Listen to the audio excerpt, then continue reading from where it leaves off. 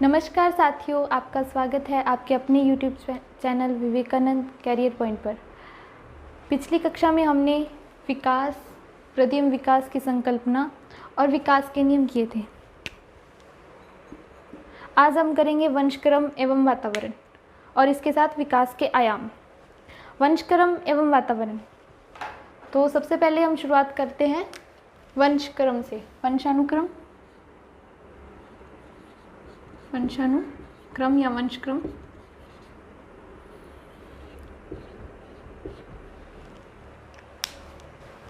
वंशानुक्रम, तो वंशानुक्रम क्या होता है?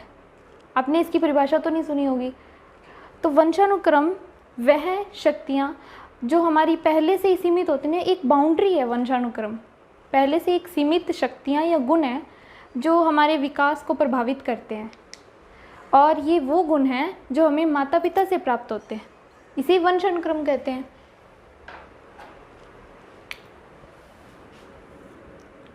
मानव में कुछ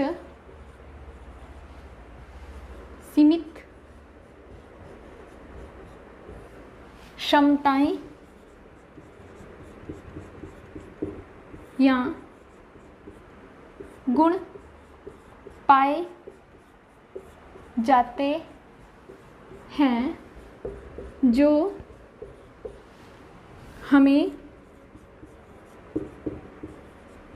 माता पिता से या अपने पूर्वजों से प्राप्त होते हैं,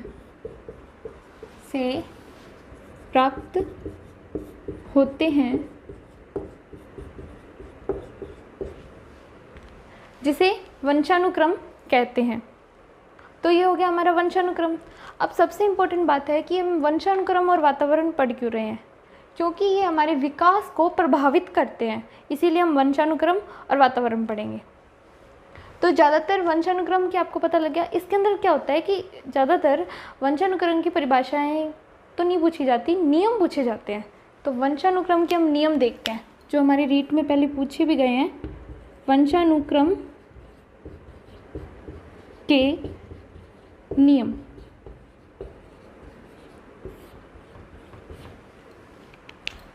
हमारा पहला नियम है समानता का नियम।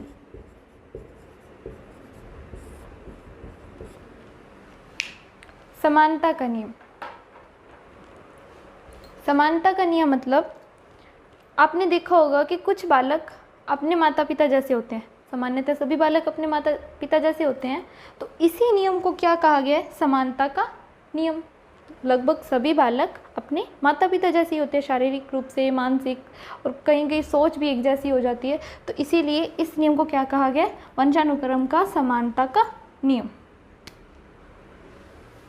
तो ये हो गया हमारा। अब दूसरा नियम,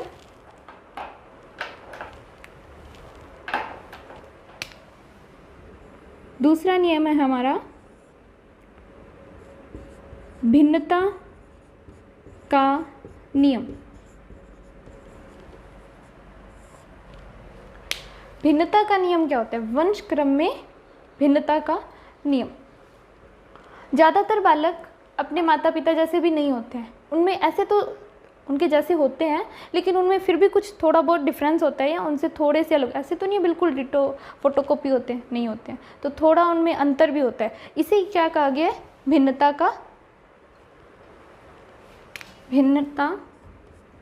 का नियम। अगला नियम है हमारा तीसरा नियम, प्रत्यागमन का नियम। अब ये प्रत्यागमन का नियम क्या होता है? अब कुछ बालक तो अपने माता पिता जैसे दिखते ही नहीं है, वो किसी और की तरह ही दिखते हैं। ऐसा भी होता है कि अपने माता पिता के एक भी गुण नहीं होते हैं उनके अंदर, तो उनको क्या कहा गया है? प्रत्यागमन का नियम। बिल्कुल डिफरेंट होते हैं। ये हो गया हमारा वंशक्रम का प्रत्यागमन का नियम। फोर्थ नियम है हमारा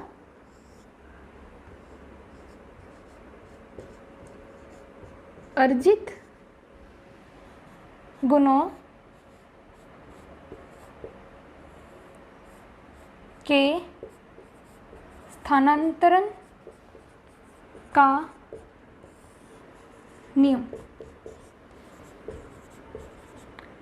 यह नियम किसने दिया?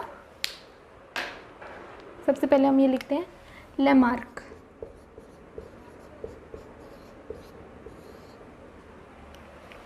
अर्जित गुणों का नियम या अर्जित गुणों के स्थानांतरण का नियम, ये हमने साइंस में पढ़ा होगा। इसके अंदर क्या होता है, लेमार्क ने एक जिराफ पर अध्ययन किया।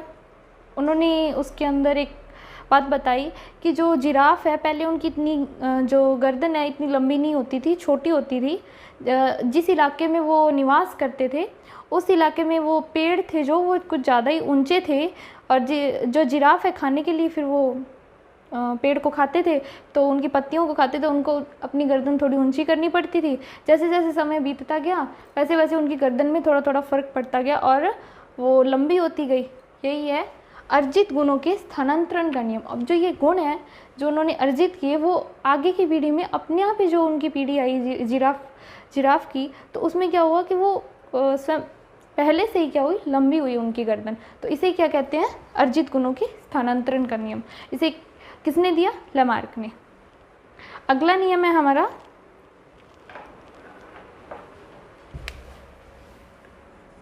पांचवा नियम, प्रभाविकता का नियम। ये नियम हमारी 11वीं क्लास की आरबीएससी की साइकोलॉजी की बुक में दिए हुए हैं, आप वहाँ देख सकते हो। प्रभाविकता का नियम ये किन्होंने दिया? मेंडल।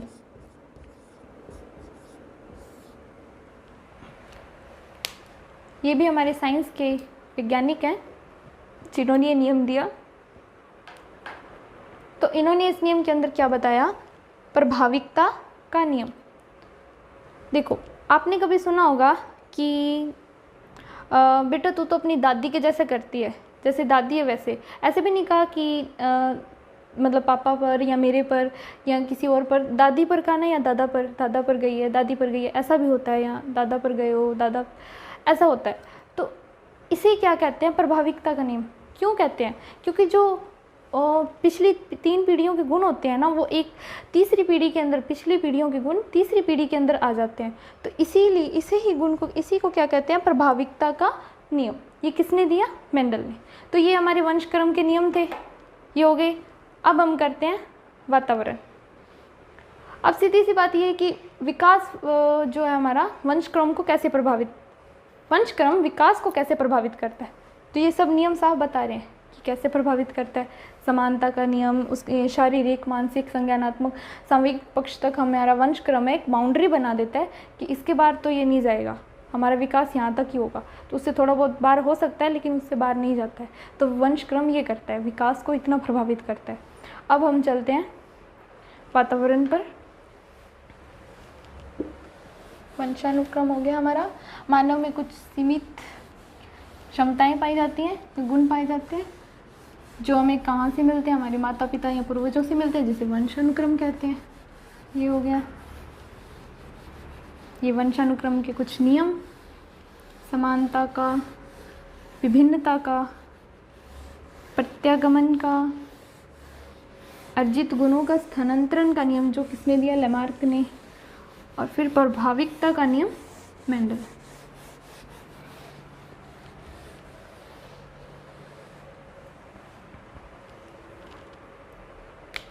अब हम करेंगे वातावरण।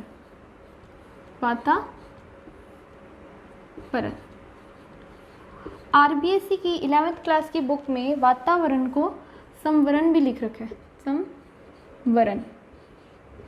तो इसीलिए हिंदी में संवरण भी लिखा आ सकता है। वातावरण ना लिखा हो उसकी जगह संवरण भी लिख सकते हैं, तो आप ये ध्यान में रखना। वातावरण मतलब पर्यावरण, और पर्यावरण जिसकी परिभाषा आपको आती है परिधन, आवरण। परि मतलब हमारे चारों ओर का, और आवरण मतलब चारों ओर का वातावरण जो हमें प्रभावित करता है। तो वही है वातावरण। ये हो गया हमारा वातावरण। अब वातावरण के अंदर क्या है कि हम कुछ विशेष मनोवैज्ञानिकों की परिभाषाएं देखेंगे। 2 मनोवैज्ञानिक हैं हमारे जिनकी परिभाषाएं सीटैट, रीट इनमें आई हुई हैं। तो रोज, सबसे पहली परिभाषा रोज की, ये पिछले रीट के पेपरों में आई हुई है इनकी परिभाषा। रोज की परिभाषा वातावरण से संबंधित है, क्या है देखते हैं। तो रोज क्या कहते हैं? वातावरण वह बाह्य शक्ति है जो हमें क्या करती है, प्रभावित करती है। वातावरण वह बाह्य शक्ति है जो हमें प्रभावित करती है। अभी हम याद कैसे रखें इसे? रोज, रोज मैंने ये सिर्फ याद रखने का तरीका, आप सिर्फ याद रख सकते हो, ये वैसे कोई ऑथेंटिक नहीं है। तो रोज माने आप ऐसे कह सकते हो, रीस, रोज माने गुस्सा। तो जिसके पास पावर होगी उसी को ही गुस्सा आएगा ना, तो वह शक्ति, पावर माने शक्ति। तो रोज की परिभाषा हुई, वह बाह्य शक्ति या पावर जो हमें जीवन पर्यंत प्रभावित करती है। तो ये होगी हमारी रोज की परिभाषा। अगली परिभाषा इससे मिलती जुलती है, जो है वुडवर्थ। ये भी परिभाषा आई हुई है, वुडवर्थ।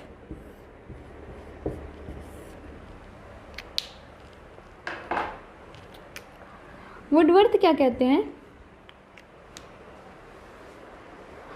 व्यक्ति को प्रभावित करने वाले वह सभी तत्व या वह सभी बाह्य तत्व जो व्यक्ति को प्रभावित करते हैं, किसके अंतर्गत आते हैं? वातावरण के अंतर्गत आते हैं। इन्होंने क्या कहा है? तत्व। स्पेशल इन्होंने जोर किस पर डाला है? तत्व पर।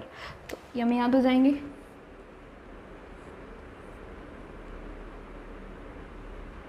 वातावरण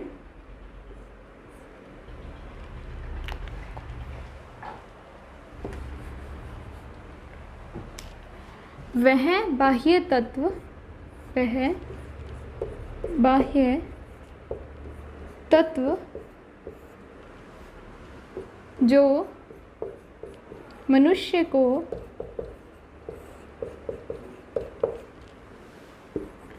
जन्म से मृत्यु तक प्रभावित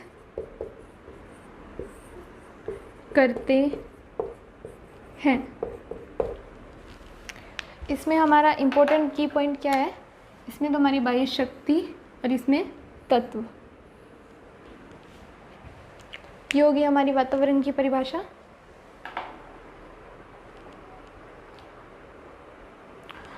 अब हम क्या करते हैं? वातावरण हो गया वह बाह्य शक्ति या तत्व जो हमें प्रभावित करते हैं। तो आप इसमें के सिंपल से हैं। अगर इसमें आपको पूछ लिया कि एक क्वेश्चन आया कि कौन सा वातावरणिक तत्व है जो हमें प्रभावित करता है, तो इसमें अगर स्कूल आ गया, शिक्षक आ गया, या फिर हमारा भोजन आ गया, या फिर ऐसी अनंत जो भी चीज़ें आपको यहाँ दिख रही है ना, सभी आपको वातावरण में दिख रही है, वो सभी की चीज़ें किसके अंदर आ जाएंगी? वातावरण के अंदर आ जाएंगी। तो इसके अंदर हमें ज़्यादा पढ़ने की ज़रूरत नहीं है। अब हम करते हैं, क्योंकि आप ये क्वेश्चन कर लोगे, आपको बस इतना पता होना चाहिए वंशक्रम क्या होता है और वातावरण क्या होता है। जो हमें पूर्वजों से प्राप्त होता है, माता पिता से प्राप्त होता है, वो सब चीज़ें क्या आती हैं? वंशक्रम में आती हैं। और जो हमें अब प्रभावित कर रही हैं, जब हम रह रहे हैं दुनिया में, तब हमें जो चीज़ें प्रभावित करी वो सभी किस में आ जाएंगी? वातावरण में। अब हम करते हैं हमारा 4th पॉइंट, विकास के आयाम। आप ये बात स्पेशल ध्यान रखना कि वातावरण को संवरण भी कहते हैं, क्योंकि RBSE की बुक में ये दिया हुआ है। ये हमारी रोज की परिभाषा, जो वह बाह्य शक्ति जो हमें प्रभावित करती है जीवन पर्यंत, और वुडवर्थ की परिभाषा है हमारी वह बाह्य तत्व जो मनुष्य को प्रभावित करते हैं।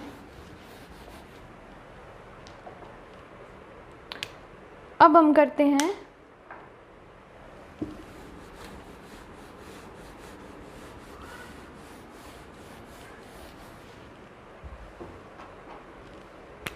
विकास के आयाम। विकास के आयाम।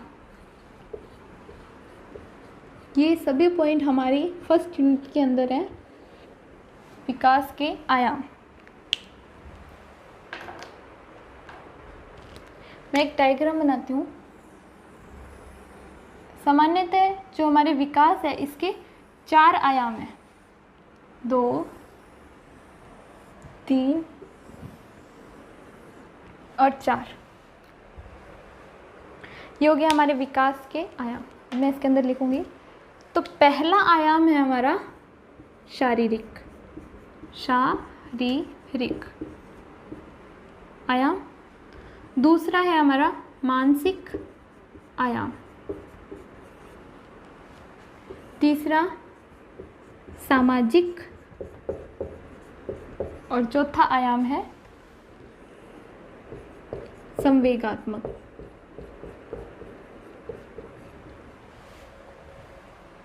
जो हमारा मानसिक आयाम है इसी को ही और क्या कहते हैं, संज्ञानात्मक भी कहते हैं, संज्ञानात्मक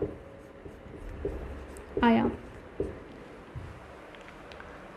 संज्ञान, ज्ञान हमारा कहाँ होता है, मस्तिष्क में होता है, मानसिक रूप से संबंधित है, इसलिए मानसिक और संज्ञानात्मक एक ही बात है। अब सामाजिक, एक हमारा सामाजिक पक्ष भी है, ये भी देखते हैं। इससे पहले हम करते हैं शारीरिक पक्ष या शारीरिक आयाम की बात। तो शारीरिक, वही बात पहले वाली, ये संकुचित होता है और शारीरिक पक्ष से संबंधित होता है। इसके अंदर हमारी मात्रात्मक पक्ष आ गया, और जो हमारी वृद्धि से संबंधित है शारीरिक विकास, तो ये तो हमारा शारीरिक आयाम हो गया। और मानसिक आयाम, अब हम सेकंड आयाम की बात करते हैं, मानसिक। इससे पहले आप ये देखो, ये दोनों मैंने इंटीग्रेटेड कर रखे हैं। शारीरिक और मानसिक पक्ष है, ये आयाम है, ये एक दूसरे से जुड़े हुए हैं। दिख रहा है आपको? क्यों? घनिष्ठ, सबसे ज़्यादा आपको इन सब में सबसे मजबूती से कौन से आयाम जुड़े हुए हैं, तो ये 2 आयाम हैं, शारीरिक और मानसिक। आपने सुना भी होगा कि जो हमारा स्वस्थ शरीर है, या स्वस्थ शरीर में स्वस्थ मस्तिष्क निवास करता है, स्वस्थ शरीर में स्वस्थ मस्तिष्क निवास करता है। तो ये वही बात है, अगर आपका शारीरिक आयाम या शारीरिक रूप से आप स्वस्थ हो तो मानसिक रूप से भी आप स्वस्थ होगे। इसीलिए जो शारीरिक और मानसिक आयाम है, इन दोनों में बहुत ही घनिष्ठ संबंध होता है। इनमें भी यही संबंध है, लेकिन थोड़ा कम, इन दोनों में थोड़ा ज़्यादा होता है, मानसिक संज्ञानात्मक। अब हमारा सामाजिक पक्ष है, इसी के अंतर्गत सामाजिक, वही जो समाज में ज़्यादा बहिर्मुखी है, जो ज़्यादा सभी से मिलता है, हंसता है, बोलता है, या वो वाली बात आ जाती है, तो ये सामाजिक पक्ष हो गया हमारा। अब इसी के अंदर हमारा नैतिक पक्ष भी इसी में ही आ जाता है, या नैतिक आयाम भी इसी में ही आ जाता है, नैतिक आयाम। हम नैतिक क्यों होते हैं समाज के लिए? क्योंकि समाज की एक नियम है, कुछ कानून है, तो इसी कारण हम नैतिक होते हैं। तो इसीलिए नैतिक जो एक छोटा पक्ष है, ये भी किसी में आ गया, समाज में आ गया, सामाजिक पक्ष में आ गया। और लास्ट है हमारा संवेगात्मक, इमोशनल। ये जो हमारा इमोशनल पक्ष है, ये सबसे ज़्यादा महत्वपूर्ण है। इमोशनल, इसके अंतर्गत जो हमारे गोलमैन हैं, पीटर सेलावे हैं, इन्होंने खुद की इमोशनल IQ भी निकाली है, तो ये हम देखेंगे अगली क्लास में। तो धन्यवाद। कैसी लगी आपको क्लास, कमेंट में बताएं। मिलते हैं अगली क्लास में, तब तक के लिए धन्यवाद।